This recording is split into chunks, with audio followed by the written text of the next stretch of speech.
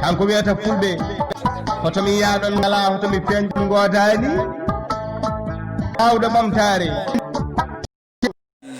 ceernam ceerno Isma machallah min beltima ko mbaɗɗa ko gadduɗa machallah min beltima e ardiɓe alhamdulillah rabbil alamin min jetti Allah no feewi no feewi no feewi machallah minen kadi ñaagono moɗon Allah tan wawi junno hunde yo Allah moƴƴin yo Allah yaaju ha yaaju minen fof min keeƴa hen machallah min beltima no feewi. Assalamu alaikum wa STTV Gunas bandiraɓe men calmini on ɓe min juuro on eɓe beltina on kadi eyi ko tintide on tan wonno STTV Gunas ko daraniɓe kadi pellital kamɓe e doole noon ha joni ko wiide tan yo Allah nawɗum yeeso kadi e artude e ñalawma mawɗinde STTV Gunas ɗum noon so hawre welede jomiraɗo ko janggo so hawre weledan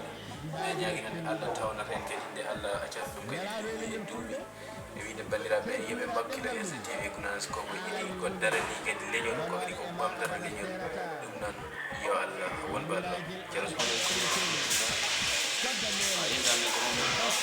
jeyaɓe kine ko naata ɓe wonande jeyaɓe wonande kalite ɗo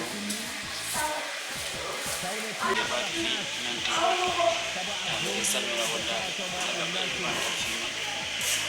ɗiɗi haade ɓe menasa e leydi ɓe hijaɓe ko fi pullo ko pullo e gore pullo wona bonɗo yimɓe on bonɗo inde pullo soɗo yahay lamɗo français ko woni ko fikka enen fof ɓe nana terroriste ɓe ñakkinde e leydi ko yalla ɓeyde hijaɓe yalla ɓamɗo fima toujours minen ko men wonde kini ko naati wala sa ɗum ɗo kikkude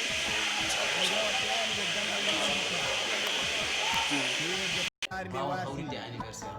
jiɗɗo hen fof kadi gollaɓe yo naati yiite ha teddune e leñol Gunas ma yi ɗum toon koye nde hirde STTV Gunas Léopold Sambali Touré ene yuɓɓinaka jaruɗe sora o toɗɗi mbaynigo e hijjorema noon ko adi fof ko weltanade STTV Gunas wonno so STTV Gunas haalama tan mbawmi ko weltade gati jeeya koye wuuram ɗum noon so wiyama sukaɓe Gunas e gandi STTV Gunas ko ɗum tan fiira ɗum ɗon mbawɗen ko weltanade bandiraɓe kadi e gardiɗo hen o wona lewru leñol Touré ngam lerde annorema ela hastijanan a hootiɗo joɗɗa cagatagal kay ɓikkon ma ko jallukon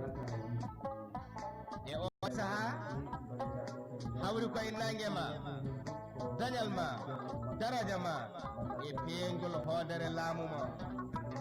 saabu ko talata sappo e jeeɗiɗi ɓuuro 2000 o yamirore hoorejo la RTS kanko wiyata fulɓe